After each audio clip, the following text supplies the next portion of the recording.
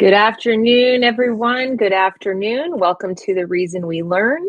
I am your host, Deb Philman, and today I have with me, that is loud, sorry. That shouldn't have gone on. My other machine went on. Today I have with me Hal Shurtleff, who is the director of Camp Constitution in New Hampshire.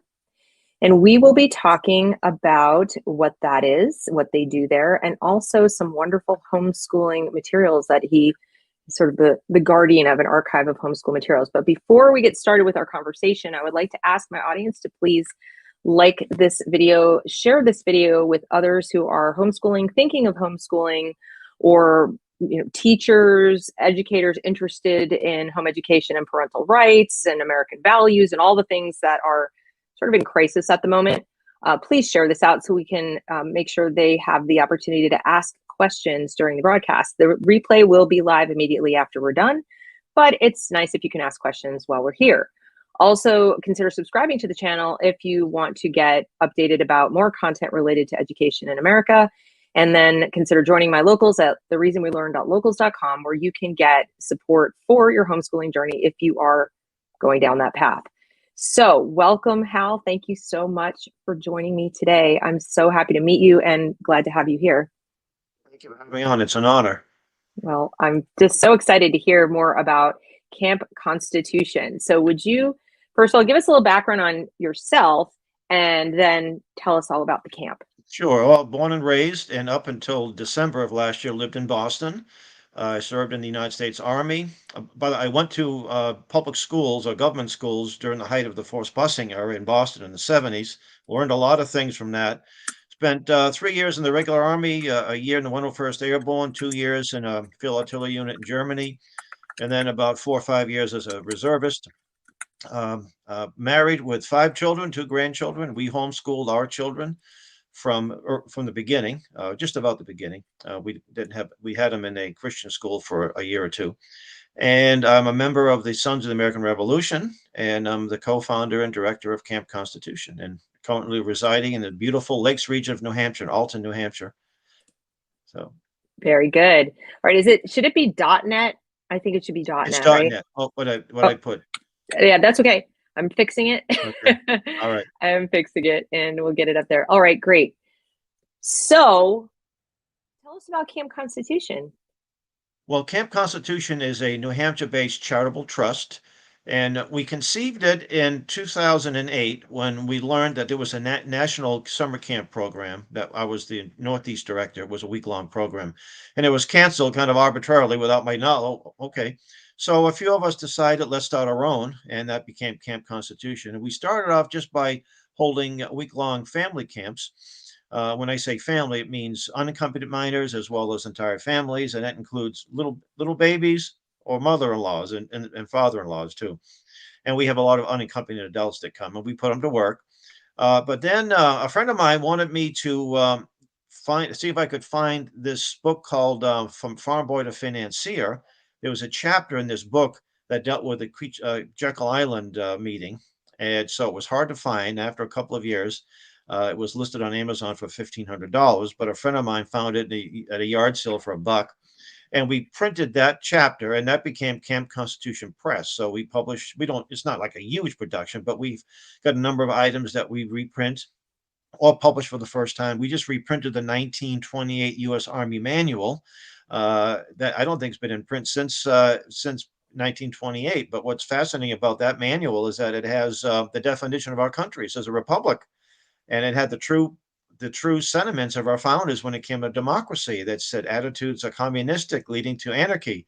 And when the Roosevelt came into power, he had all those books destroyed, as many as he could destroyed. So we put that in print, and all these are available on our website and our shop. So you're sort of like a little Library of Alexandria of the country's history.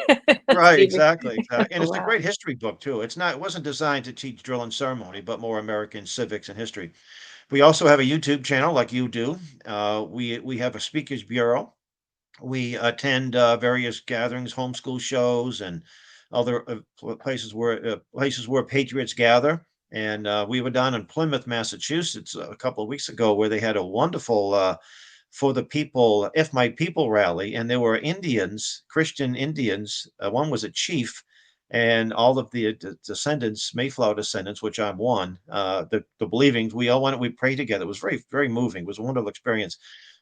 We also have a learning center in this town of Lexington, Massachusetts. It's a private residence with a large room, just a few blocks away from the Lexington Battle Green. So we'll have events there, and we let other groups use it. And we hold about maybe 35, 40 people. And we encourage homeschool groups. If anyone's watching this in some other part of the country and love to have a history tour, we'll be happy to show you around some of the sites of Greater Boston, especially Lexington and Concord.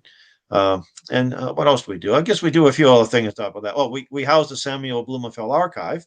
Right. And if you want, I can discuss Sam Please right tell now. me, Yeah, yes, well, I think it's really important for people to know who Sam was and what he did and what he left us.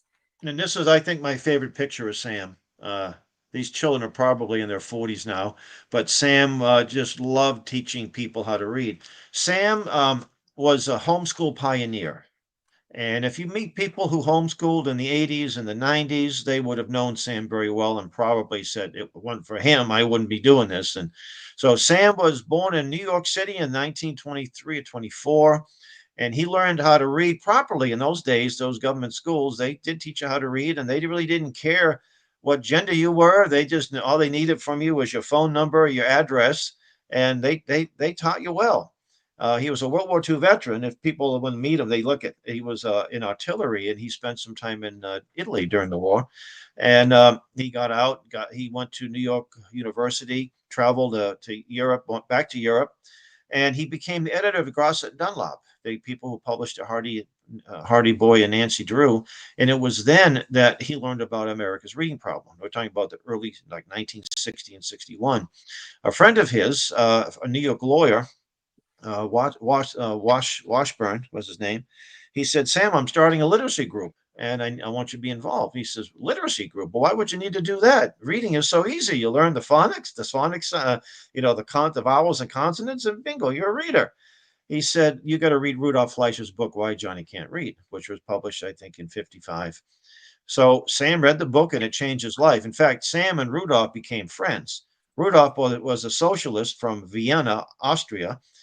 So they didn't do a lot of projects together, but he was an honorable man, and he looked at the look-say method of reading in the United States, and that was the reason why there was children weren't learning anymore through this miserable look-say method.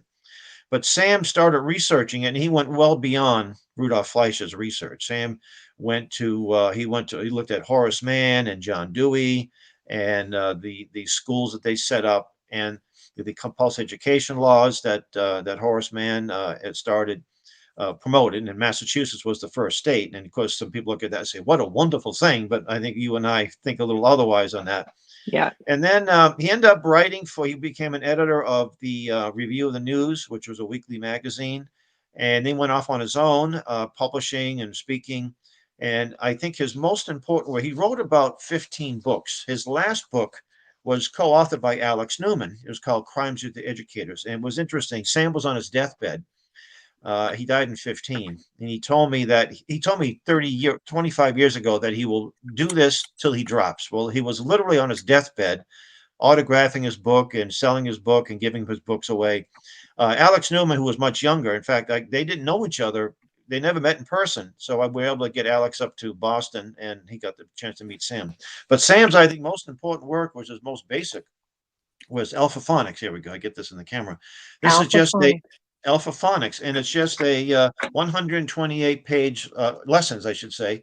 And it starts off with the vowel and it goes on. And we use this. My wife and I use this to teach our children how to read. And when I show it to people, I'll kind of flash it by, and I'll say, "What's missing in here?" And people will say, "No pictures." I said, "That's correct."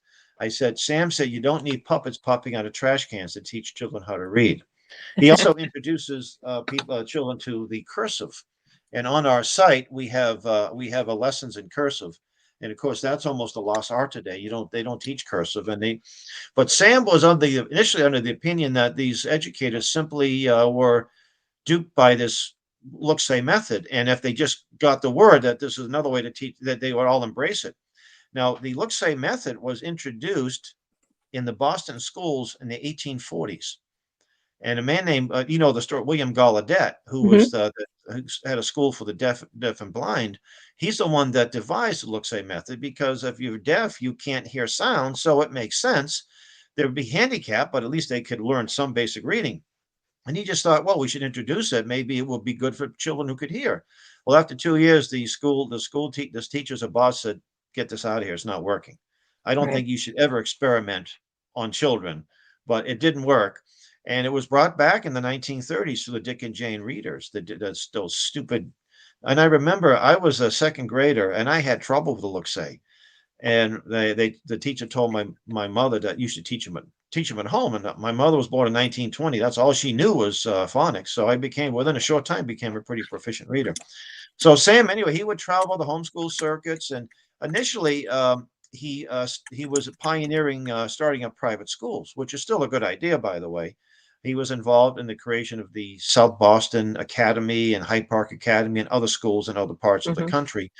And he authored, I guess, about 15 books. His one of his most important books was the NEA, Trojan Horse in American Education, Oh, isn't that the truth? where you get the history of the NEA and the history of what happened. And Right. Sam concluded that we were deliberately dumbed down.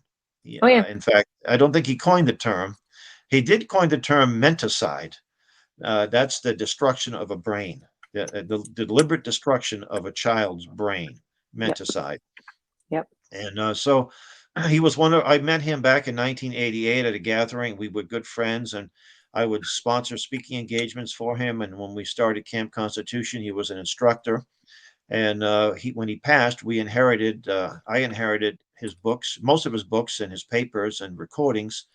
And I had about 200 legal sized boxes that I had to go through. And Sam was very organized, but he had to move out to hit a downsize, and some of the stuff he just kind of crammed in. So, along with some of these incredible letters and correspondence and articles he wrote back in the 60s and 70s, were phone bills and his mother's wedding ring and all kinds of things like Oh my that. goodness. Yeah, which I gave to his niece. So Sam was a single man. He never married, didn't have any children. And and I told Sam while on his deathbed that we are going to make sure your legacy, your important work will live on long after you passed away, generations.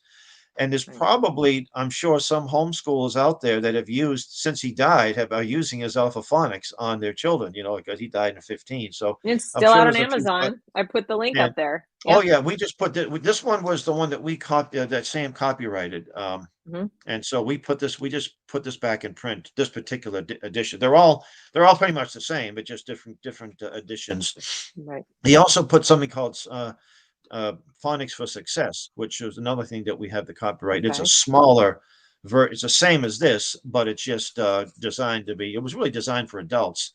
I don't have a copy in my hands, but that was. He used to be involved with an inner city reading program called "We Are All in This Together." The Wait House. We are all in this together. So he would teach adults who were functionally illiterate as well, and there's a lot of adults. And Too there many. was there were college people with college degrees that were functionally illiterate. And he would start off, this is, Newt Rockney would say, this is a football. Let's get to the basics. And he'd say, look, forget about you. You need to have a phonetic reflex because you have a whole language reflex. So what he would do is he would start off with the A, just the way he would teach children. And the parents picked it up pretty well. And what's fascinating with our online archive, it's all free. If you go to our website, you'll see the drop down, and all we look for is an email address and a username. We do accept donations, but it's free, and we just thought that would be the best way to do it. Hmm. And last year we got about 2 million views, and that doesn't mean 2 million people. It could be 10,000, but we're excited that it's going international, of course, and the royal family of the Kingdom of Bahrain. I said, where in the world is? I thought it was it's north of China. They use our Alphaphonics. A teacher in Johannesburg, South Africa, got a hold of us 2 years ago and said that she inherited a special needs class. They used a different term. 19 students. She said in 2 weeks they did not. In 2 years there was no progress. She said she found this online and she started using it. Within 2 weeks, they all but two became proficient readers. and she would just download, this thing is completely downloadable in a PDF, or you can just go to the website and you could have the lessons in audio and video. So Sam would, have the pages out. And then earlier this year, I got an email from a gentleman in Zimbabwe, Harare, Zimbabwe. He started, Zimbabwe, I think it's pronounced. It used to be Rhodesia. That's what I call it, Rhodesia. Right. Right. And he started a Christian school out of his home. And so this is a dirt poor country, communist run. And then it grew to about 300 plus students. Mm-hmm. And he found this on the internet, and he asked if we would donate some. So I said, yeah. I said, I hope it gets there. So we did donate some, and I told him I wanted some videos of the children learning, and they call it the Sam Blumenfeld approach. That's the term they use. And so we got videos on our YouTube channel of these delightful little children, very well dressed, dirt poor school, nothing on the walls. The desks are just bare bones. And the teachers are well dressed. The men are wearing ties or shirts, and the ladies are properly attired. No neck tattoos and any of that nonsense. And so we sent them a batch. We also put them in touch with a ministry in Cape Town, South Africa. So they're connecting. So we're really excited that we're able to reach out. And we invited him. His name is God knows is his first name. I can't pronounce his last name. It's got 20 vowels in it. Even though I'm a phonetic reader, there's a limit. For me. It's like Welsh. Welsh confounds me. I can't. I'm like, what does that say? They have no vowels. So we invited him into this. We hope he can come here next year to attend some homeschool shows with us and get the word out. So you see, he accepts this Alphaphonics and he's introducing it to public schools in his country, and they're accepting it. Something that will not be accepted in our government schools today. In fact, Sam would write letters to mayors of Newark, all these cities that are having horrible schools, and he would say, "Give me your worst school, and I will turn it around in 1 year." And I think we have some of the letters on the archive, and some of the responses. Usually, no response, or thank you, but no thank you. And that's when he realized that they are not interested in good education. They do not. These educators do not. And that's what frustrates me. I'm glad to see parents finally speaking out to the extent they are. But why did it take them so long? When the kids came home and said, "Daddy, Mommy, you're fascist because you don't recycle and the world's coming to an end in 8 years because of climate change." Or when they say, we go to church and they say that we were created by God, but we were just evolved. We evolved from monkeys and slime, Mommy and Daddy. Or they come back and say, "Well, I don't celebrate July 4th, Independence Day. We're an evil country. We're a horrible country. We're evil. We deserve." They should have spoken up way back then. And it took this critical race theory. And my view is this: if these teachers are willing to teach something so destructive, why would I want them even near my children? That's kind of how I feel. It's what I say all the time. Like, and even if you got rid of that, it's another thing I say on this channel, that as bad as it is, and I'm actually very frustrated that I had to talk about it so much this year, because the academics are so bad and they've been so bad for so long. Remember, I went to graduate school at the University of Pennsylvania in 1989, 1990. I graduated in 90. And they made us read Paulo Freire in that program. And then when they taught us whole word and whole language, and the whole time I'm in grad school going, what? So I go in to teach in the school, and I was out of there inside of 2 years, because I said, I can't do this. And what things they were asking me to do, it just felt like it was so wrong. And so I saw it then. And of course, now I've read so much more, read John Taylor Gatto and so forth. And I know, Marva Collins, it's been going on for a very long time.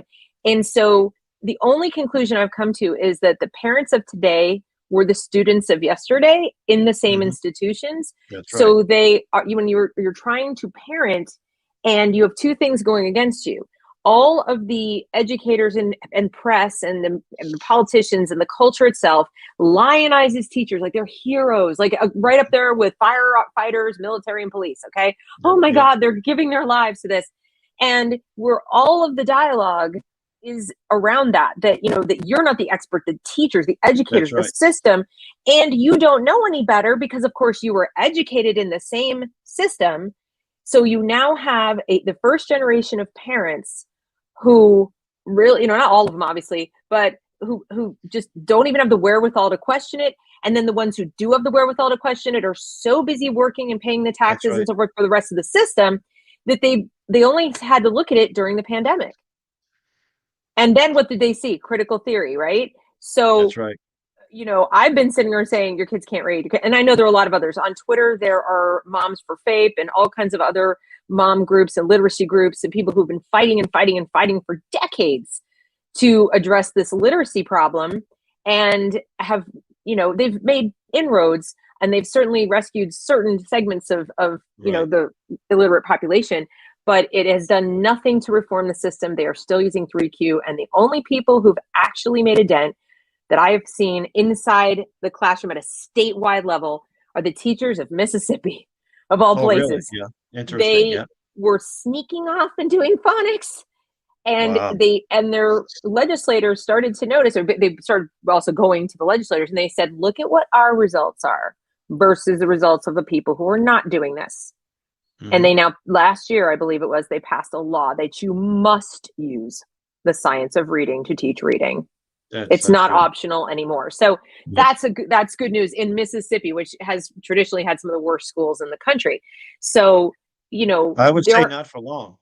If they keep up with this, they'll set an example. But it is such a huge problem. And I think that's by way of explaining. And I know I sometimes get defensive of parents, but I was one who was involuntarily forced to put my kids in school because they were homeschooling, and then I was divorced and I had no choice. I was ordered basically to keep them in public school. Yeah.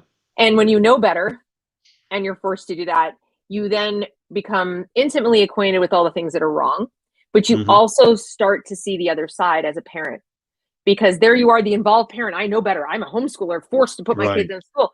And you start banging down those doors only to realize that you're putting your child more at risk because they retaliate against you and your child.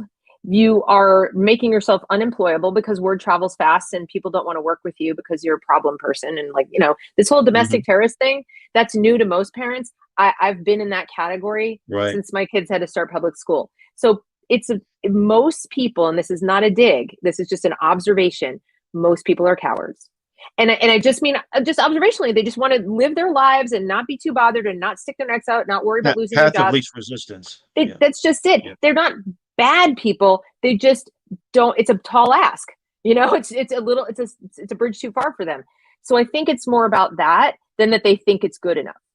You know what I'm saying? I think they either don't know or just don't know quite how to attack it and make any inroads. But now they are learning. They're learning and they're teaching themselves, and they have motivation because they were stuck at home with these kids shoulder surfing and seeing what was going on and absolutely horrified.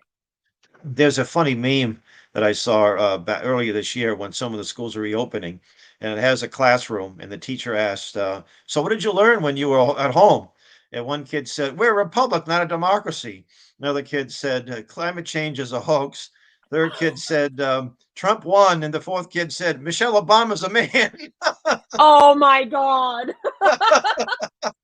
You see, those are the stories that make them say, this is why you can't educate your own.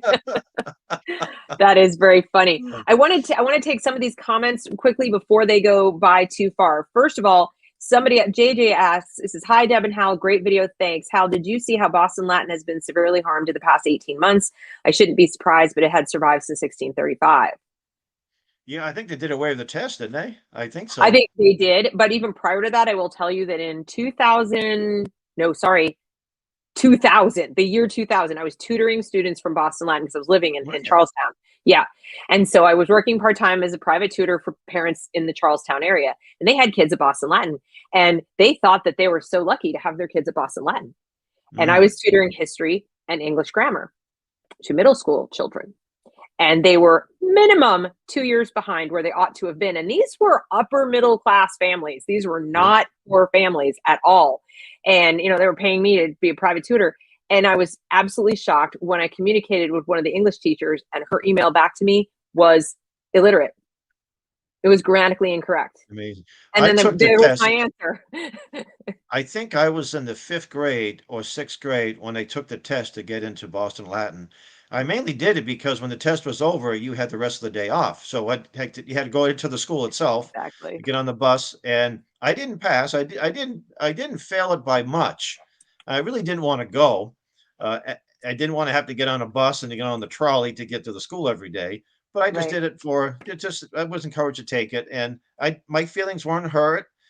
You have to have a certain level, and I was a pretty good Yeah. student. But when I was in junior high, it was mostly all A's, honor roll. I did join the honor society because that was for nerds, which I probably should have. But in those Yeah. days, that's what I did. Um, but yeah, I mean, today, it's when they had the test, it was mostly Asians, and Yep. see, Asians do very well at these schools. In fact, Harvard University capped the number of Asians that they will have in their school. And I thought, yeah, talk about they're talking about Asian hate. Well, that to me is not exactly. If you qualify, you have the money, or you have the academic abilities, that's where you should be. Today Right. we don't have that. It's this equity nonsense where Right. people with different will have the same outcome no matter how much you put into something. Exactly. And then this is from Jay, who says, Deb, thank you for your work in education. Have you seen the latest figures on how many are homeschooling in the US after the September, or how many are homeschooling in the US after September, October enrollment deadlines? I cannot find anything that recent in my searching. It might take a little digging because they are always behind. When they aggregate the data, they Yeah. have to, disaggregate, aggregate again. It sometimes can take up to a year, tragically. But I know there are people Well, out there working on it. Have you seen anything? I'm hearing that it's double. What was it, about 3 or 4%? Well, I know it's over 10% now. I thought it was Yeah, even as high as 14, but I yeah. could be wrong. I know it's about that much of the Black community. It's definitely in the double digits in the Black community, without a doubt. I was at an event in Wakefield, Massachusetts, 2 nights ago. It was a new group just formed, ROAR, Restore Our something Republic. I forget what the A stood for. And there was a lady that came up, and she had two other ladies with her. They just started their own little homeschool group, and she was suburban. I think it was, what town was she was in? I forget what town, but it was suburban in Boston. And then Right. she just had enough, and they're just having a delightful time. And I approached her. She said she's not connected to any homeschool groups, any like there's a group called Mass Hope, which is a Christian-based homeschool group and organization in Massachusetts. They have an annual convention. So I Mm-hmm. think a lot of these people are sort of under the radar too. She did tell the school that she was homeschooling, Right. so maybe when they come out their stats and in some states and some towns, the laws are different in some obviously, but there are some towns that just laissez-faire. Boston, believe it or not, we had no trouble homeschooling in Boston. This city never bothered us one at all. Yep. Uh, but if we moved to a town maybe out on the outskirts of Boston where they have more busybodies, they probably would have been on our door, knocking on Right. our door looking for our curriculum, which we never had to worry about. I can So tell you in North Carolina that our growth in, let's see, it says North Carolina homeschools grow almost 19% that's just in wonderful. our state.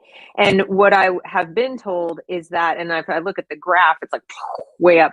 What I've been told is that if we totaled up all the homeschoolers in North Carolina, we are the largest district in the state.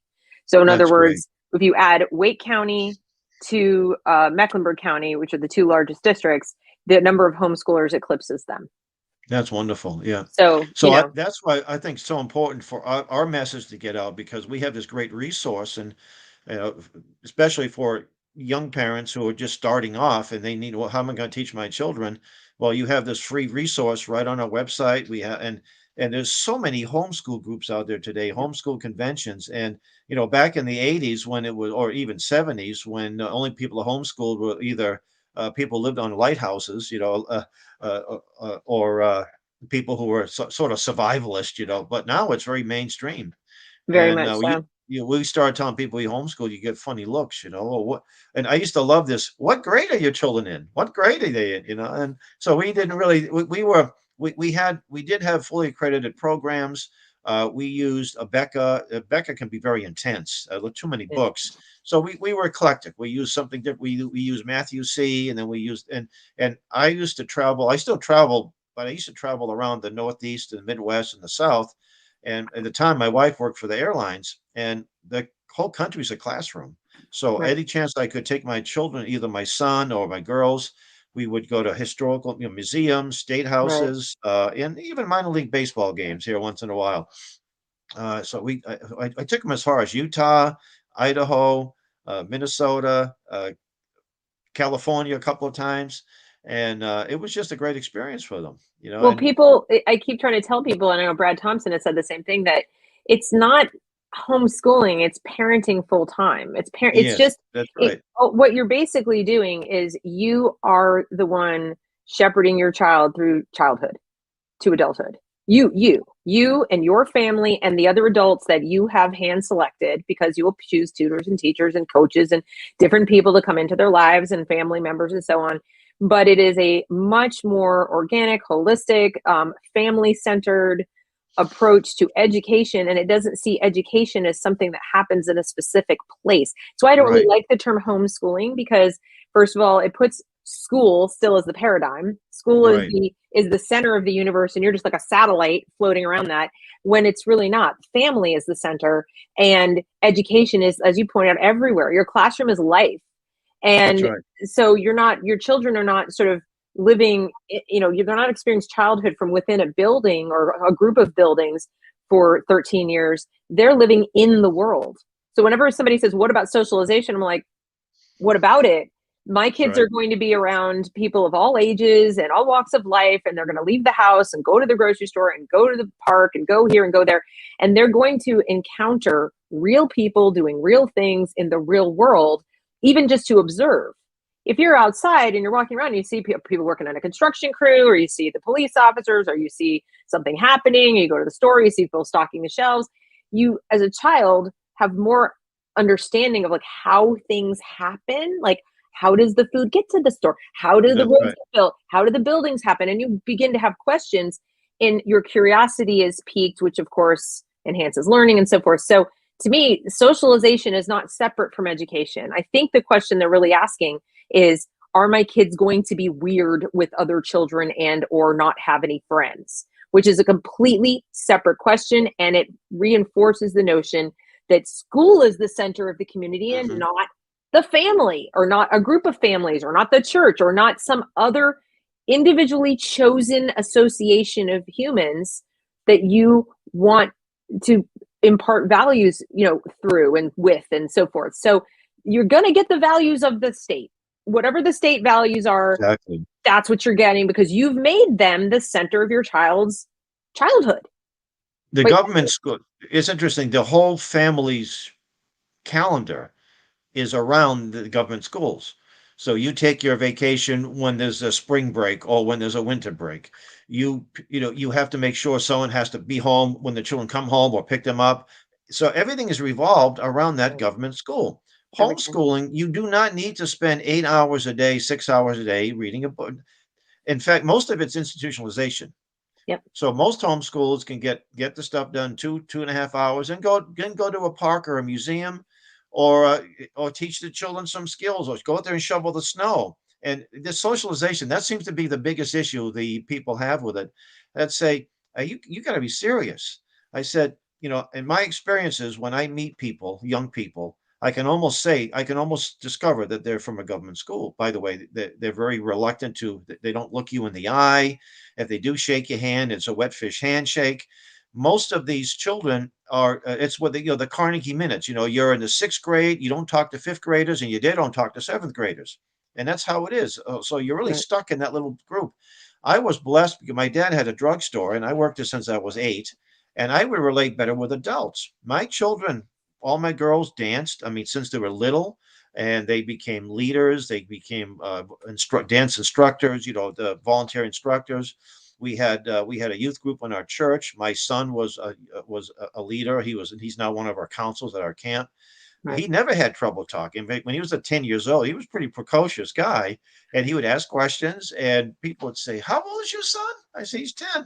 I said, he's an intelligent guy, but because the way we teach him, that's why he Yeah. can relate to adults. And most Yep. adults are amazed when you homeschool, huh? And of course, some people think every homeschool is a genius, and no, they're not genius. Some of them are, It's just that this is the way they should be. If they were getting the proper education, they'd be all good spellers, or most of them. They'd be Right. good readers. They would have a knowledge of history. They would know who George Washington was. They would know who the United States fought World War II. They would, Mhm. you ask people if Hitler was a good guy or bad. Oh, I think we were allies with you, weren't we? They have no idea. No, they don't know who fought in which war, or if you mention, it's like they also think that we went from the Civil War to like the Civil Rights Movement. Yeah, They they don't really think it's understand the there was same thing. anything Yeah, in between. And they might know World War II, maybe kind of because they've been told how bad it was to drop a bomb on the Japanese. But yeah. they don't, and they kind of have a vague notion Hitler's bad because he's what, like Trump? I mean, they only know in relation, they only know these Yeah, names or terms in relation to some discrete talking point they've yeah. heard, but they don't really understand the context. And one of my complaints has been that, when people say, well, don't you want the children to know about the dark history of America? And I'm like, of course I do, when it's age appropriate and when they have context, when they Right. understand, when they can have a prayer of understanding the dark side with the good side, with what came before, with what came after. Because, That's it's right. very interesting. You start to see things, even slavery, as horrific as it is. And I mean, please, nobody hear me saying that there's any, softer side, okay?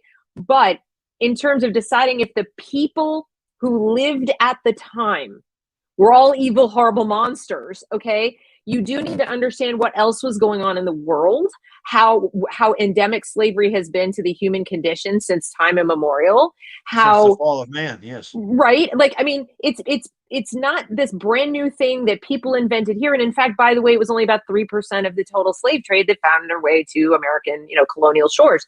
So they don't know any of that. They're taught that we sort of magically invented it. We invented it to create capitalism for some reason, and those two things are inextricably linked, which is a lie.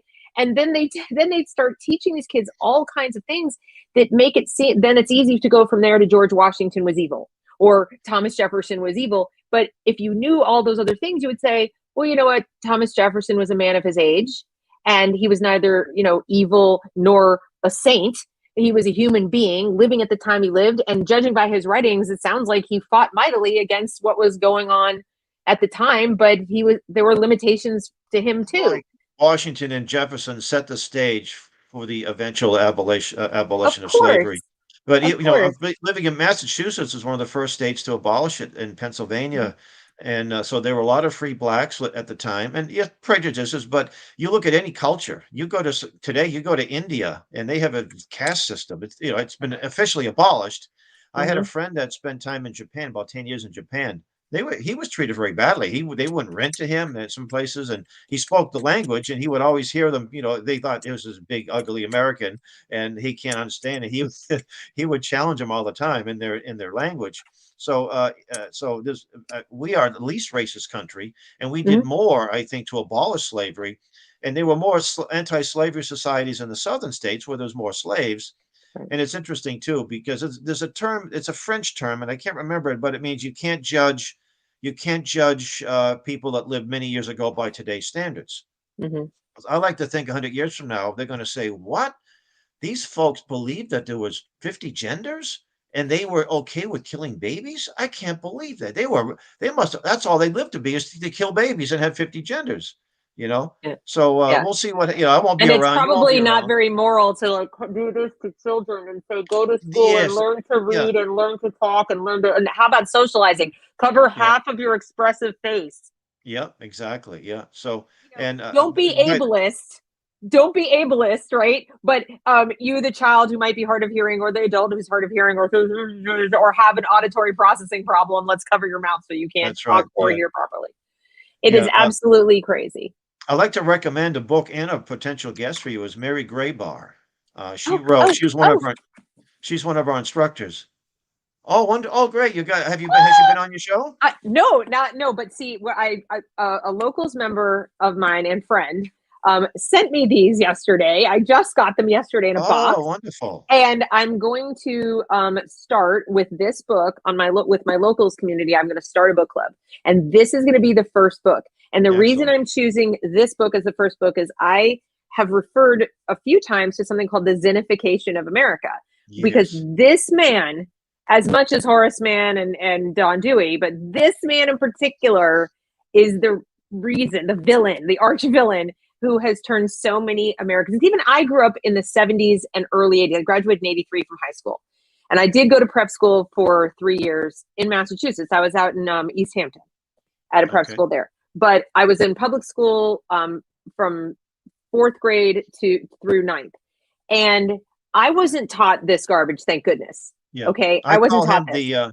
I call him the patron demon of Antifa and Black Lives Matter. He's, well, he was a literal communist, and he set out intentionally to reframe American history through that lens, even if it meant storytelling.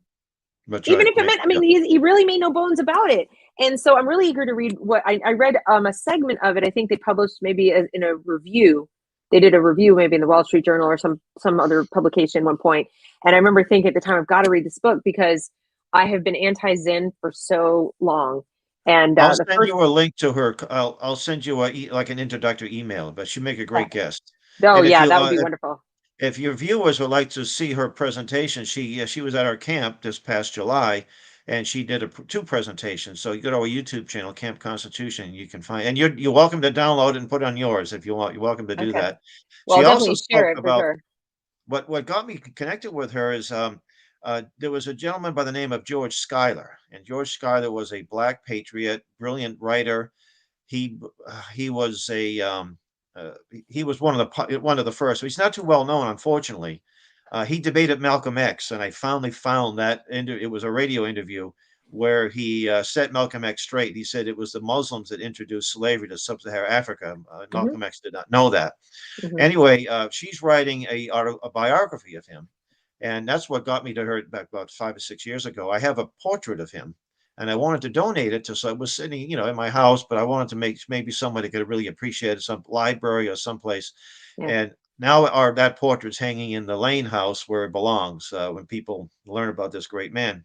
So I sent her every article he wrote in the American Opinion magazine, the now defunct magazine. He wrote a monthly article and all PDF files. And then I gave her a copy just recently. She was at our Lane Center, Learning Center on Columbus Day, where we celebrate. And I had a magazine of his portrait, so I gave her a copy of that. She was happy, but she very happy to get it. But yeah, she'll be a great guest to have. Oh, I would love to meet her. Now, I don't want to let this whole talk go by without talking about your upcoming Supreme Court case. I don't think that, the audience does not know. Why don't you explain to us the core of the case, and if you can help me out, because even as I read the article about it that you shared with me, it was a little unclear as to what the impetus for putting the flag up was in the first place. Sure. And then, what they told you when they said you can't. And I know what they told you when they said you couldn't, but what was the goal? Well, do we have how much time we have left? We got time. Okay. So it was about 8 years ago. City of Boston has what I call a public access flagpole, where civic organizations can have a ceremony, raise a flag, and whatever they do. I first became aware of it as a longtime citizen of Boston when I was crossing the street from the courthouse. I had just been dismissed from jury duty, and they were raising the Communist Chinese flag. I couldn't believe it. So this was like 2008. The flag of Communist China. They were celebrating the Communist Chinese Revolution. I said, "This is surreal." So and from then on, I become friends with the Falun Gong people and other anti-free Hong Kong groups, and we would have little protest during this ceremony. And then I decided, let's raise the Gadsden flag. And that was about 8 years ago. We raised the Gadsden. That's this flag with the Don't Tread on Me rattlesnake. Right. And we had no trouble. We got the permit without any problems. We even brought in Garrett Lear, the Patriot pastor, the late Garrett Lear, all 6'7" of him, 6 feet 7 inches of him in his colonial clergy attire, in his musket, walking through downtown Boston. It was a great day. It's awesome. But there was I was invited to a prayer meeting in June of 17 in the mayor's office. Now, the mayor had nothing to do with it. It was an inner city pastor, Bruce Wall. And I saw blacks, whites, Hispanics, Asians all praying. We're told to pray for our leaders. We don't have to agree with them, but we pray for peace and all this. And I thought Christians in the city need to be more vocal, the true Christians, not the ones, I call the apostate churches, which make up a lot of Boston, unfortunately. So I wanted to fly the Christian flag, and you can see it in the background. It's a very simple little flag, and some denominations have their own flags. the Catholic Church has what they call the Vatican flag, which, by the way, did fly on Boston Common when Pope John Paul visited in 1979. So the goal was to fly the flag, have a ceremony. We were going to have our camp chaplain, Reverend Stevie Kraft, give a little present, the need for Christians to be involved in racial harmony. I think racial reconciliation really isn't the right word. Racial harmony is the right word. The second speaker was going to be a gentleman from the South Sudan, Pastor William Levy, who now is a U.S. citizen, and he was going to talk about the blessings of liberty. We weren't going to talk about this problem in South Sudan, but the blessings of liberty he's enjoyed as a citizen. And we had a local historian, Richard Howell. Well, this guy is a walking history book.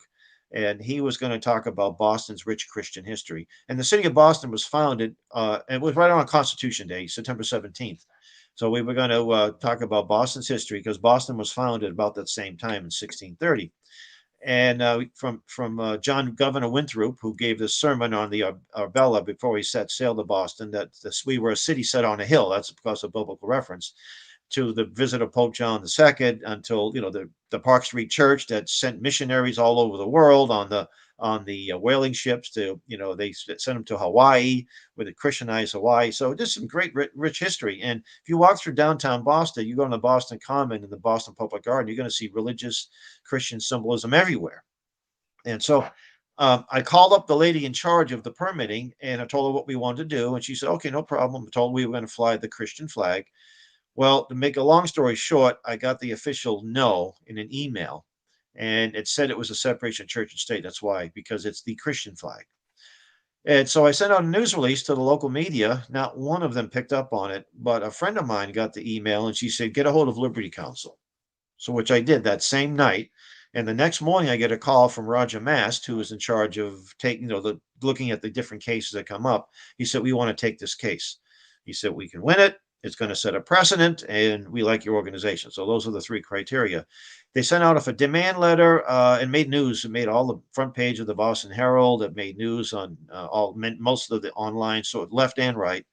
And that they never answered the demand letter. And then we filed a suit the following July, which made a lot of media coverage. And then we lost in the lower court. We lost at the First Court of Appeals. And so it went on to the U.S. Supreme Court. And September 30th of this year, they decided to hear the case. So they're going to take the case. They'll probably have argument sometime in the spring, and we expect a decision by the end of June. And we hope in time to, and we think we're going to win the case. If we don't win the case, we don't win it. But I think if we don't win it, we just demonstrated that the city of Boston has a strong bias towards Christians. On the other hand, support communist regimes. Right. The Chinese Progressive Association of Boston was the official sponsor, and they've been raising the flag for the last 10 or 12 years. But what makes it worse is that city officials participate in their ceremony, and state elected officials. One of them if that's not an endorsement, I don't know what is. Yeah, and they're celebrating the communist revolution that took how many lives, and they gave us the virus and all kinds of other things. And Ayanna Pressley was one of the ladies that was there about when she was a city councilor praising the communist revolution. I took the video of that, but I don't know what I did with the footage. I really wanted to have it because my friend there, Trevor from New Zealand, wanted that really badly. And I said, "You know what? I can't find, I don't know." I did some of the videos that we did of those flag raisings are on a YouTube channel with commentary from me and others. But that one, I couldn't find, unfortunately. The last one I attended was in 19, and you had a city councilor, Flynn. That was Ray Flynn's son. Ray Flynn was the nominally conservative mayor, and his son was a 20-year Navy veteran. Here he is praising the Chinese communists. So, but they won't even talk. It would give me a time of day when it comes to the Christian flag. So, again, I want to just praise, and I do recommend your viewers go to Liberty Channel's, Liberty Council's website. In fact, the founder, Matt Staver, just interviewed me last week. I don't think it's aired yet on the subject. And they do a great job. And they're not a big organization, but they're very optimistic that this case will be won in our favor. And the city told us that if we do win, they're probably going to discontinue the flag raising ceremonies. And I thought, Wow. it's like the spoiled little brat who it's my football and I can't get in the game. I can't do it my way. I'm going to take the football. And I guess that's their prerogative. But I look at it, if that happens, again, we still make a stronger case about the city. But also, it's like in hockey when you professional hockey when you tie, you get 1 point. You don't Yep. lose, but you don't win either. You don't get a full Right. victory, but it would be a partial victory because it just shows you how hostile. In the city of Boston, and what's ironic is if you look at the city seal or on its flag, the official flag, there's a Bible verse from the Old Testament. It's in Mhm. Latin, so most people can't. I can read a few words here and there. It's from First Kings. It says, "May God favor us as He favored our forefathers." And so here they are telling me that it's separation of church and state. Meanwhile, they get a Bible verse on their flag. And all this flag is, it's a very simple flag. It has what makes it Christian is the red cross, they call the Latin cross. And what's fascinating too Unbelievable. is that this flag was designed in Coney Island. Sunday school teacher in Coney Island. So I tell people, yeah, a few good things I can. You got the Nathan's famous hot dogs, you got the cyclone, and you got the Christian flag. Three great things that come out of Coney Island. Yeah. It's just I hope you win because as you say, it's sort of a win either way because it will highlight the hypocrisy of of the city of Boston, but also increasingly just of the left in general. I mean, Boston just elected, Virginia just elects I know. Yeah. the first, so she's black, she's an immigrant, and she's a Marine. Okay, it's lieutenant governor. And she's a And, pistol packing mama with that oh, with that she's AR. Love it. awesome. I love it. She's awesome. Okay, And by so the way, the we love powerful women, powerful patriotic women. yeah, I Uh, mean, anyone who says otherwise, they're like, oh, those people on the right or whatever. And I'm like, do you know any libertarians or people on the right? Because they don't like yeah, wimpy little people, period. But yeah, anyway, so there she is giving her amazing speech, such a compelling story she has, and the story of her father and everything. And the CNN people are talking right over her. MSNBC people don't even cover it. right. And then what do they do? So this is not worthy of celebration, but we see all the first female Asian mayor of Boston, and they do this whole big thing about the new mayor of Boston who's practically a communist. And it's okay Yeah, to talk about her, and it's fine. And it's very important that she's female, and it's very important that she's Asian, and it's very important that she, whatever. But the lieutenant governor, no, we don't need to be hearing about that. In fact, worse than that, that's proof that white supremacy ruled the day. And I'm like, because she's that's not a amazing. communist. Well, in Boston, only 28% of the registered voters went out. So the people of Boston weren't too excited. The lefties were more excited about around the country than they were. What happened was Marty Walsh, who was bad news. He's the one that officially denied us the flag raising. And I actually personally know him, not very well. When he was a nominally conservative state rep, he was pro-life, pro-psych, and then he completely flipped when he became mayor. Totally flipped. It's like he just was on some kind of rotisserie, just turned right around 100%, 180% from being nominally conservative to being a far leftist. So, which means to tell me he really didn't have those conservative values at all. No. And there've Anyway, been quite a few people like that lately, I've oh noticed. yeah, oh yeah. Since he was appointed under Biden to dismantle it, to what he made. He didn't. Boston was. It's amazing that Boston isn't as bad as Detroit and some of these other cities with the crazy people running. Because you used to have conservative Democrats Yeah. that were in the city council. That generation's passed. Not to say there aren't any, but their children went to these government schools and they went to the liberal Catholic schools and they came out as socialists and Yeah. anti-Americans.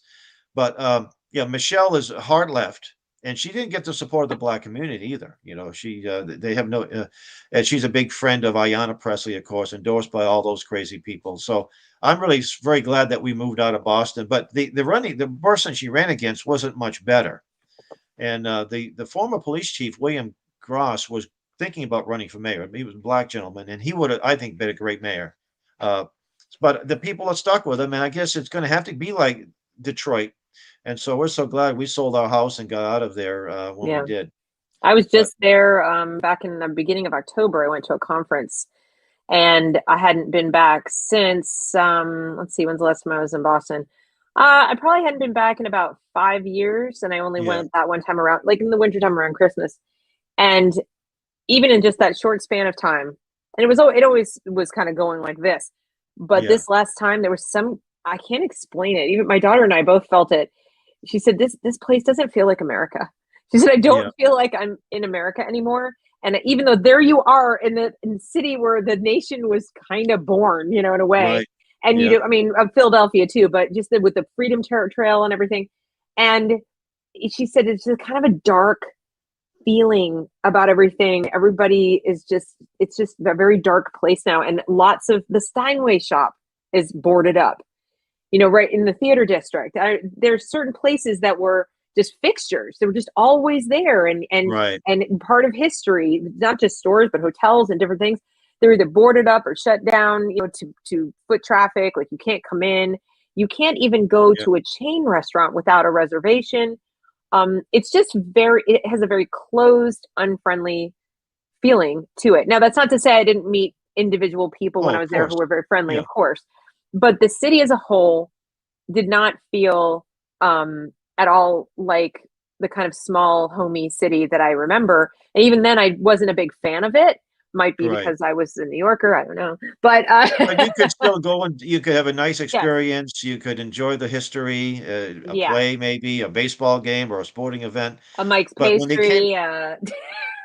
when they started the lockdowns, it was amazing, and I was on the mistaken impression that there'd be, civil disobedience within 2 months, but Same. I kinda learned that they love the mask, and they're so fearful that these folks Yeah. that Lexington, Massachusetts is even worse, even though it's a it's more suburban and even there's a few farms there, Yeah. um, but the people like the mask and they're afraid to get too close to anybody. And I said, this is going to be permanent. I said, I don't think this is going to, the people like this. They like the idea of being isolated. Uh, so again, we're glad we left. In fact, Michelle Wu is a big masker. She's probably going to have mandatory vaccines for everybody. And it's probably, the mask are probably going to stay indefinitely. And I would go around and not wear one. And I just said, look, I said, where's your mask? I said, I'm a free person. Sorry. I'm a free, and I don't have the virus. And they didn't like it, but too bad, Yeah. Yeah. And they're doing things like, even here in North Carolina, demanding that employers are now demanding that people tell them if they've been vaccinated. So they haven't yet started enforcing. They're about to. They haven't yet started enforcing the OSHA thing. But even my husband, who got the vaccine very early days before, he didn't even talk to me about it. He just kind of went off and got it because he's Yeah. had a heart condition, and his doctor Yeah. said you should do this. So he did. Yeah. And then as things got a little crazier and they started talking about mandates, he said, "Well, I'm not getting any boosters. I'm not doing anything. I got the first one, and if now you're telling me I need a booster, I wouldn't have done it. Right. But now they're saying, we need you to fill out this form and tell us what your status is." He said, "Why? You've not asked me about my heart attack. You didn't ask me about, like you don't have a right to my medical history. You don't have a right Right. to in exchange for my job. Like, am I doing the job? Are you happy with my job or not? But I shouldn't have to tell you this information." So he's kind of standing on firm on that. So even though he's like, I'm not telling them, it's not their business. He keeps ignoring the email. And so we're not sure what's going to happen if Yeah. they put their foot down and say, you need to tell us or else you're out. He said, fine, then I'm out. So we're kind of, Yeah. and I'm not the only one. I know I have friends in North Carolina who are sort of, we're all biting our fingernails, wondering if by Christmas our spouses will be unemployed because they are taking a stand on this issue. And we're at that point where I think we were there before now, but we're at the point where each individual American, I think, has to decide, am I still an American? Do I That's still right. believe in the Bill of Rights? Do I still believe in individual liberty and that government's sole purpose is the preservation of that liberty? That's Or correct. Yeah. do I just want to be safe? That's Right. right. And it's not really safe. It's not safety. It's not. Well, here in New Hampshire, the governor, who's sort of a moderate, sometimes he does good stuff and sometimes not so good, but he's not. In fact, I think our state's one of the states that is suing the Biden administration over it. It's awfully difficult. The Constitution gives the president no authority, and Biden knew that, or Biden's handlers knew that, because Right. Biden said there'll never be a mandate. He said that last year, not that long ago, and now Right. he's saying now he's mandating it. And it's interesting too. All these leftists, I'm never going to take this Trump vaccine, and then if you just like I say, just the same way Marty Walsh changed his view, they do this without even skipping a beat. Oh, you need to take that vax. It has to be done. Right. And I see these horrible commercials with little children in masks getting the vaccine, and it breaks my heart, see these Yeah. commercials. I Well, said, the what's population that least needs it, and well, anyway, I definitely don't want to go down that path too much because that's then another topic. Yeah, YouTube, yeah. well, YouTube will end up censoring the videos. We don't want Oh, that. that's right too. Yeah, oh, yeah, You're yeah. not allowed to. Oh, you can't So, discuss this. Yeah, but yeah, and well, Sour Kiwi makes the point here that you've got Sununu up there playing both sides yeah. also with this issue. So, um, we didn't really plan to talk at all about the specifics of like the curriculum stuff that's going on in schools or reforming schools, but I did want to ask you, just because you are a homeschooling proponent, you did homeschool your own kids. Do you think this public schools can be reformed? No, I don't think so. At least Okay. not in this generation. So and Sam Blumenfeld, when I first met him, he said it is a sin for a Christian to put your child in a government school. He would say that, and people would say, "Oh, you're a little bit too. That's a little too strong, Sam." But biblically, he's totally correct. The fear of the Lord is the beginning of wisdom. There's no fear of the Lord in any of these government schools. So I am so grateful that I took his advice. And I say so jokingly, the only time my children set foot in a government school was when there was a church service being held at church. The church would rent out a room in the school, and when my girls had their dance recitals, they would do it in a Westwood High School in Massachusetts. That's the only time they actually set foot in the government school, but never there to learn anything. Mm-hmm. So, Yeah. although my 17-year-old, we were up here in Alton, she runs track at the high school. She wanted to run track. She was a dancer. And so she doesn't. I don't think she's actually set foot inside the school, but she'll be. They have to do that. They have to extend these things to their. And of course, my philosophy is have no involvement whatsoever. Right. But I said, okay, it's this school's not. It's the teachers, they tend to be a little on the conservative side, and the coaches, I like the coaches, so she's okay. And she just ended it last week, so that she's done with that. And she actually uses Liberty University's curriculum, and she just got accepted into Liberty. I have another Oh, daughter who's that yeah, answers she's this question. yeah. Is it? Oh, okay. Yeah. Did your children go to Oh, college? I worry well, about that stage for my child. yes. Well, my one of my daughters, she's 28 now. She went to a school in Providence, Rhode Island. They took everything, and then she transferred to Dean College, and then she did a graduate program at Boston College, so she did pretty good. I have my 21-year-old. She's a senior at Liberty University School of Nursing, which is a very tough program, and she's going to be graduating in May. And then my son, who is more of a self learner, he's got a good head on his shoulders. I'm a little biased, of course. He's taken online courses at Liberty, and not sure. I kind of tease people. I said he wants to be a gunsmith. Where did I go wrong? He should have been a social worker. He wants to be a gunsmith. And my youngest is 17, and she just got accepted to Liberty University. So, Okay. and if you take these online accredited programs through the colleges, they give you big, deep discounts, for enrollment. And there's also, I want to plug this group called the Freedom Project Academy, run by Okay. Dr. Duke Pesta. He's a great guy out of Wisconsin. Freedom Okay. Project, Freedom Project Education or Freedom Project Is this University. a university or is it a It's an homeschooling program? online, fully accredited. It's K to 12, and they have great instructors. Alex Newman is one of them.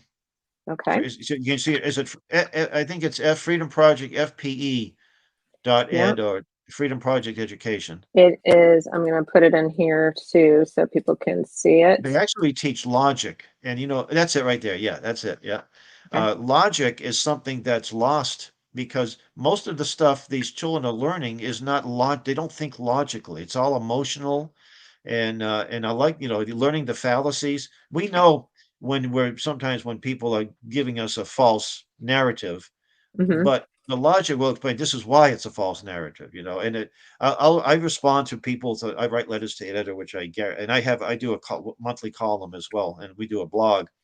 And some people will posit and I'd say you just articulated four logical fallacies Oh, I in know. your writing, and they get really angry with you. And then I say, well, that's ad hominem, they start calling you Exactly. names. That's ad hominem.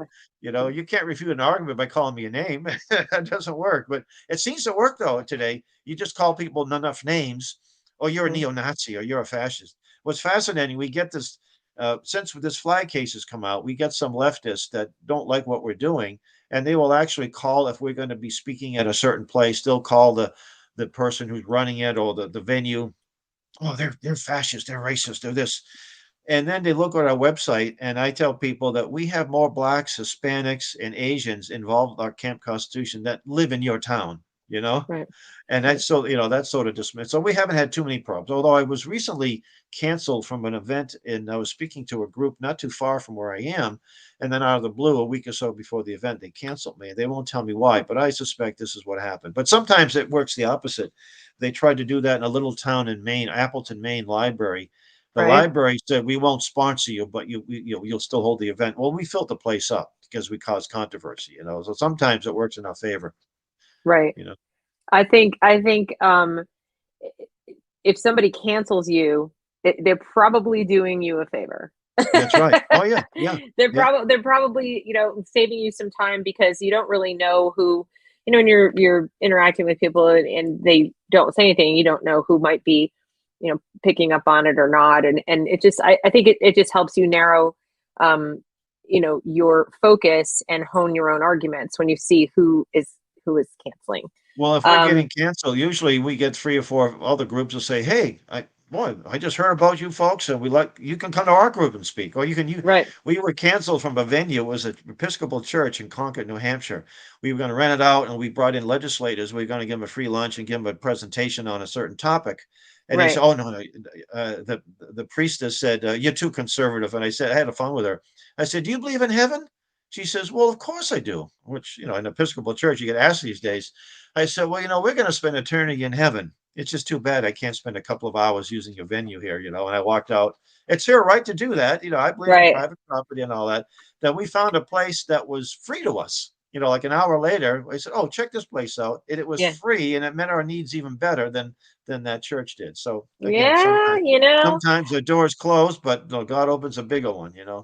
now this is a friend of mine and locals member, Patrick LaBelle. He is a professor, physics college professor in Canada. And he says, I wanted to post a note on a billboard explaining problems with the climate alarmism. The college suspended me. I am not making this up.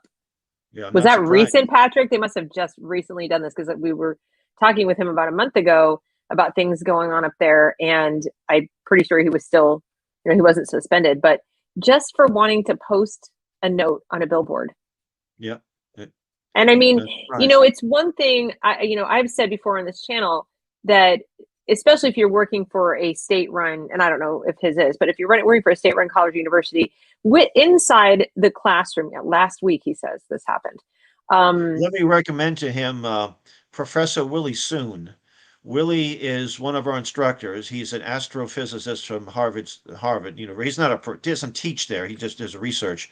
Okay. But he's a regular at our camp. And if you go to our YouTube channel and put his name, and not only does he's funny. He puts it. He could be a comedian if he wasn't a full time scientist. But Is he and this his whole family. Heartland? Is this Heartland He's Institute? affiliated with Heartland Institute. Yeah, yeah. Okay. So I'll That's just where I put met him. I met him at a climate change conference in New York City, about 10 or 12 years ago. And we become good friends. He comes up here with his family to shoot. We have a range on our property. But I didn't talk too much about our summer camp, our family camp No, I know. program. We Oh my, start with the camp and we went zoom, right into oh other my things. goodness. Do So we have any time for that? of course, yes, All right. Well, absolutely. anyway, Please talk we about it. run, in addition to all the things that we do, we run a week-long family camp. And next year's camp is it's in the here it is here. It's from July 17th to the 22nd. We're taking applications already. And what we do there is we have 3 classes in the morning. Before the classes, we have optional run and swim, flag racing. We teach the children and the campers the proper flag protocol. We do a Bible. We're non-denominational, but we would say Christian centered. But we don't have a particular denomination or a particular theological perspective. Other than rights come from that there is a God in heaven, that Jesus is the Lord and Savior, and that God rights come from God, not from government. So we have 3 classes in the morning. Then in the afternoon, we have various activities from marksmanship to hikes to field trips, swimming, hiking. We have organized games like softball or wiffle ball games, even chess tournaments, all kinds of great things like that. And we have a special program for the youngsters. So the 5 to 11-year-olds, we call it Patriot Camp, where they learn our history. We have colonial outfits for them. We have little toy muskets. So they really learn a lot of history. Mhm. And then the older students and the adults will usually take in the classes. And we have great instructors over the years. Alex Newman, Professor Willie Soon. We had Lord Christopher Monckton, a British lord, that would come to our camp. He couldn't come the last couple of years. And Pastor David Whitney of the Institute on the Constitution, and many other great instructors. And then in the afternoon, a few more classes, and then we have campfire. We have a camp newspaper and a field trips of the historical venues. Over the years, we've been to the Bunker Hill Monument. We've been to the State House in Boston. We've been to the Capitol in Concord, New Hampshire, Lexington Green, Concord Bridge. This year, we went to the Calvin Coolidge Homestead, which is not too far from the camp, and beautiful place in Plymouth, Vermont. So go to our Like, website. I want to go. You, I we'd want to go. love to have you. We'd I love to want have to you. go. We It have sounds like a people lot as of far fun. as we have people as far as California and Florida that come every year. They drive up, they fly from California, but drive up from Florida with their whole families. And the tuition Wow. is very reasonable. And we're a nonprofit charitable trust, so we get a family of 7 or 8, and it could be a lot of money. I say put in what you can, and we'll cover the rest. So we have people who donate for the purpose of getting people this great camp experience. So, So, and then and I last year see we that filled up. Well, your this year we contact filled. person is here in Charlotte. Yes, yeah, Mr. Charlie Everett. Yeah, Charlie used to live in New Hampshire, and he's Okay. he's one of the co-founders. There's the other Okay. co-founder is from Grand Rapids, Michigan, Mrs. Ruth Harper, another retired school teacher, Uh-huh. and she drives with her van every year. She drives from Grand Rapids to New Hampshire to Mhm. help us in the camp.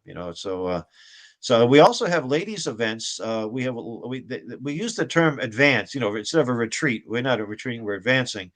And my wife's very gifted crafter, and so they'll have some Bible devotions, and they just had a meeting a couple of weeks ago. They had Mrs. Polly Heath, who's a Christian performer, singer, and they get a good study on Abigail and John Adams. That was sort of the theme. They Oh, had a lot of fun. wow. And we're going to be hopefully pretty soon. We're going to be having a weekend family camp as well in the fall. Maybe hopefully next year we'll book it. We got so many camps right around my area, and I'm looking at this beautiful. The place we use, by the way, is Singing Hills in Plainfield, which is just a little south of Lebanon, New Hampshire, about an hour drive from Concord, the state capital, and not too far from the Vermont border. And it's a great place for activities there as well. So It just looks beautiful. And I mean, just the array of activities alone, it's we have a professional juggler and a mime. He studied under, is it Marcel Marseille? Is that the famous I think mime? it's Marcel Marceau. Marcel That's it. Marceau. He studied under Yeah. him, and he brings his son. And I met him at a homeschool show, and he Okay. brings his popcorn machine, his cotton candy machine, and he dresses up as Uncle Sam on stilts. And we have a gentleman that brings his cannons. He made his colonial era cannons, and so we learned the proper a little bit. We can actually fire them on the camp. We do. And we have some inner city people who have never fired a weapon before. So we have certified instructors that teach them the fine arts of marksmanship. So, Wow. a And lot of this good is stuff. and this would be I mean, it's appropriate for all ages, right? All ages, yes. And All we do ages. encourage whole families to come, although Right. sometimes it's just their children. But Yeah. I think this year we only had 11 unaccompanied minors. All the Okay. other people, we had over 150 people. Yeah, I mean, I was just thinking like I would absolutely love to do this. This is like, the summer camp I wish I'd gone to but never got to. I went I've to got summer to. camp and I did have a great time at summer camp. I went in Lake Placid to a place called Oh yes. Treetops. And Okay. I loved it because there was a lot of hiking. So Yeah. we did hiking and farming. And so we grew our own vegetables and we took care of animals. And so there were a Oh, lot okay. of things. It was a working farm as well as a camp and lots of arts and crafts and things. So I loved it. But of course, it over the years has gotten more and more and more and more woke. And as a consequence, also more and more and more expensive. It's massively expensive. It's like Wow. almost as expensive as going to a year of private school. And Well, we so, we yeah, there's charge no way. 300 for 14 and older adults. 14 and older, it's 300 for everything. That's Right. lodging, meals, materials. The only thing we have a camp picture, which you'll see on our website. We Uh-huh. just charge a few bucks for that. We have a camp bookstore. Uh, for those under 13 and under, it's $200. And again, we do make, children under 3 are free, of course. And we Right. do make we do have tuition assistance available on sort of a case-by-case basis, but Sure. I think there was only once that we had to say no to a family because it was the day before camp and we were already full. Right. We already the camp only, and we don't want the camp to be too big because then it kind of loses its intimacy. You want Sure. to make sure you get to know as many people as you can, and Sure. so we don't. I think 150 is probably good to cap it at that. Right. Right. But it really, it really sounds like a great opportunity, and especially for people who are homeschooling, right? I mean, it's not all homeschoolers, but there are No, but probably we a do have, fair I would say number. over half. I would say over half our attendees are homeschooling families. And a Mhm. lot of these people are friends for life. That's one of the important things as a parent is to make sure your children have good company, good friends, Yeah, the right friends. And because one bad decision can ruin a life for good, that's so whatever true. that And decision is. that's the socialization piece. When people say to me, That's right. aren't you worried about that? I'm like, yes, I'm very worried about it, which is why I love homeschooling One because one of the things we do is we take the cell phones from them when they get to camp. Now they can call back, they can call mommy and daddy, and in most cases, mommy and daddy are already there. yeah, So it's not we keep them and say you want to call, but they're not walking around with cell phones. They're not twittering and twattering and texting. And after a couple like a day, they get the delirium tremors, after a day without the cell phone. But then they start talking to each other. Now these are the ones yeah, who are new to camp, and they organize their own games and with the little ones, they're playing cowboys. Can you imagine they were playing cowboys and Indians at our camp? Oh my goodness, how horrible that I is, think that's not politically correct. We're not That's allowed all. to do that. And the parents love it. We had more parents come up to us. They tell us that this camp far exceeded their expectations. Not just, oh, this was pretty good, but far exceeded. We like that term, far exceeded. You know, Yeah, yeah, we that's had a awesome. couple. The couple came with their two sons, and they have a fitness. They became our camp sponsor. Which, by the way, we encourage anyone who participates in our camp or helps out in any way becomes a sponsor. So we'd love to put your link if we could to on our website, our Oh yeah. sponsors page, because in fact you had me on here, your sponsor, you helped me with Camp Constitution Mission, you're a sponsor. Oh, Yeah. I have plans to do more than that. We're going to talk after this show's over. I have Okay. bigger plans for O- you. Okay. Yeah, but this is just fabulous, and I want people to understand too. And I'm going to put the link to the specific section of it. Then On where the you get, archive. yeah, I'm going to put Yeah. the specific link because those of you in the audience who are homeschooling or thinking about homeschooling, I want you to have this link I just put in the chat to the to the archives, the Sam Blumenfeld Archives. What you will find in there, it is free. You're just going to put your email address and so forth. Is that you will find a treasure trove. It is unbelievable the wealth of information that's in there, and you can. It's almost like a course, like a college level course, and everything you'd ever want to know about home education, about reading, about all of it. Just it's all in there. You really need to have this as one of your bookmarks because you may not it might overwhelm you day one, but then you might, if you just browse the titles of things, you might say, oh, you know what, there's something in the archive, I'm going to go check that out. And I think especially new homeschooling families need that. You need sort of an encyclopedia of of ideas and thoughts, and even just a why. Even once I got going with homeschool, they're going to be rough days. They're going to Hmm. be rough days because parenting is rough. Parenting has, highs and lows, and there are trials and tribulations. And so you need to get reacquainted with your why. I've met a lot of parents who will homeschool for elementary, and then they'll think because they start having, teenagers or prepubescent, kids are like rebel, whatever. And they think, well, maybe they need to go to school. Maybe that's the thing. And I have to kind of counsel them and say, nope, push through. Absolutely not. This is absolutely the time you don't want to do that because first of all, that rebellion is completely natural. It's age appropriate. It's hormonally driven in many cases. And this is the time. This and the teenage years are when they need you the most. And of No. course, if Yeah. my children overhear me saying this, they're going to say, Mom, you're a big hypocrite because you're so busy making videos and talking to everybody else about homeschooling, and we never get to see you.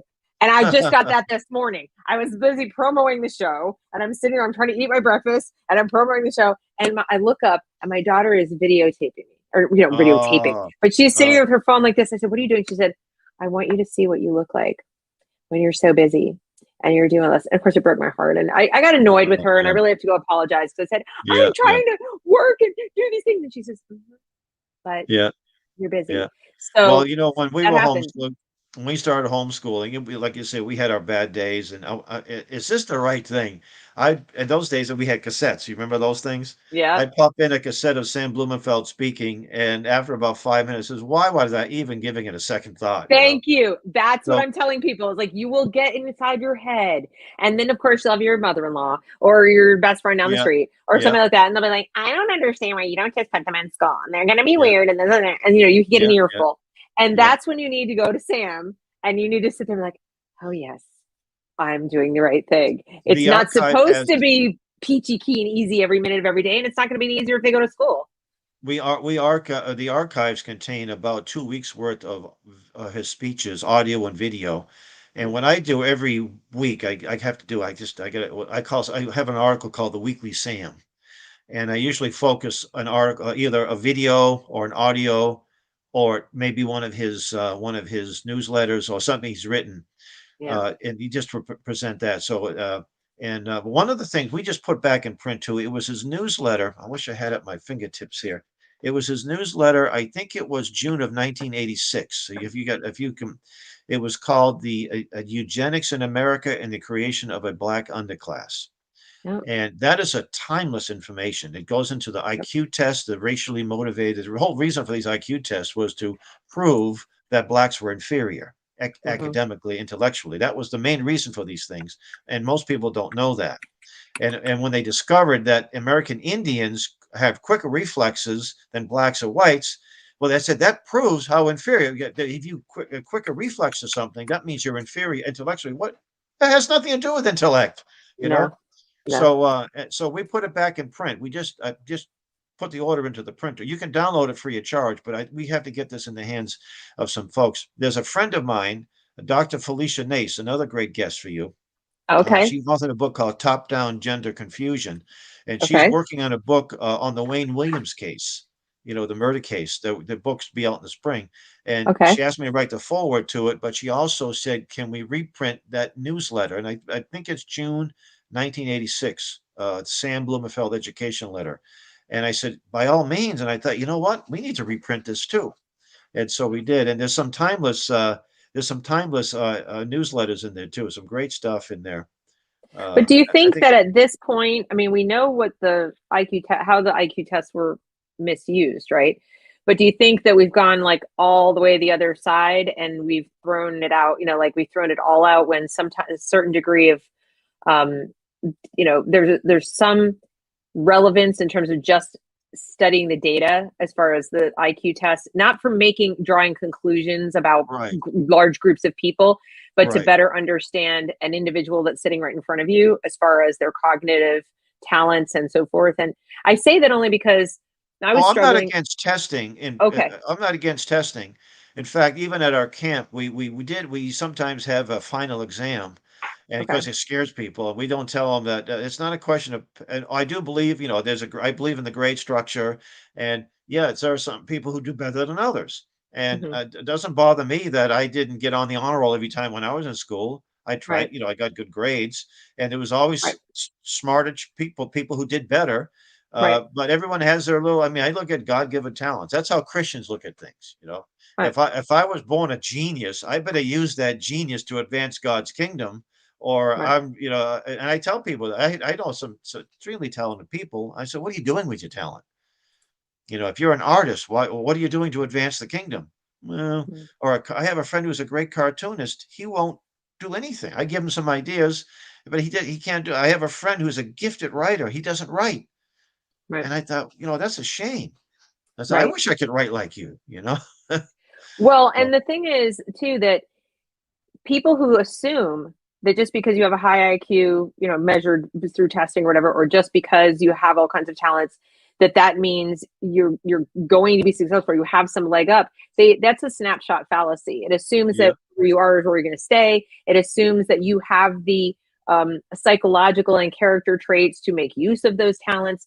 There's a lot more to a person than just their cognitive ability. In that's fact, right. that That's would be right. like saying, I'm going to test my muscle strength and oh well, I'm done. I don't have Right. a lot. I can't sprint. I guess Yeah. I'm through. No, Yeah. it's just Yeah. one other measure that I think we've attached way too much status to being smart in that, cognitive sense, when in fact there are a lot of other hurdles that, for example, that profoundly gifted kids have to jump through. It's, you can be what we call like twice exceptional, like you're profoundly gifted, but you have some other challenges. It's not a given. That's right. And we need to, so it was misused, it was misapplied in my opinion, but I think that people like Charles Murray get a bad rap, and they're like attacking him like you're a racist because you actually look at data, and he's like, no, I'm just trying to show you what the data shows. There it is. Bye. Like, do with it what you will. And I say that, well, the data shows that Asians tend to be much better in many things. That doesn't, I'm okay with that. I'm not offended by it. So if your group is I mean, that, and it happens to be true. I mean, if it's true, it's true. It's, you can't, and that, I guess, am I a racist because I point out that Asians tend to do better in certain tests? No, I think it's just a fact. Right. And it doesn't mean that they will be successful. No, so like there's a whole, success, first of all, is subjective and it depends on the individual, and there's a lot of other factors, but it's not a guarantee. None of this is a guarantee. It just means you will be successful at the things that are like the test. That's about what it means. I call the Carl Yastrzemski analogy. Now, Carl Yastrzemski was a baseball player, Hall of Famer, and he didn't have the highest average. He didn't, but he had the most at bats than anybody that ever played the game. And they said, well, how do you get all those hits if his average was only like 280? Because he had the most at bats. In other words, you can't be successful unless you get to the plate and take some swings, whether that be in a baseball game or whether that be in other venues. And I mean, if you can't be a successful business person unless you start a business, Exactly. And you have to try. So if you don't do it, I mean, there are some people that said, hell, you don't want to start this. No, don't start this camp program. I said, I'm going to do it. I'm going to take a leap of faith. And then when I was given an option to leave a job, I won't go into that detail. I said, I can't work for these people anymore. I'm going to see a Camp Constitution full time. Oh, that will never happen. But it did, because that's where I think God wants me to be. And that's why we're having success. And this Christian flag lawsuit, it was never my idea to have a lawsuit to go to the Supreme Court. It sort of happened. And so I said, God's hand is in this. And our camp chaplain, Reverend Stevie Crabb, you find his videos. He's a dynamic guy, wonderful guy, and very motivational too.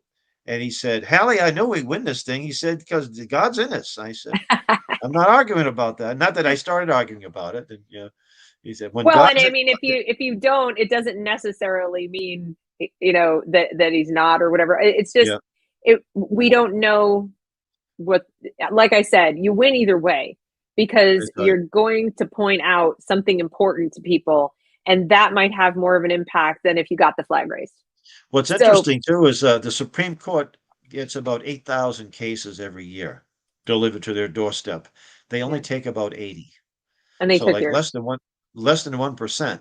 So if we look at percentages and chances, we're not going to win the lottery that way, Right. But God's hand is in this, and it's a great First Amendment issue too.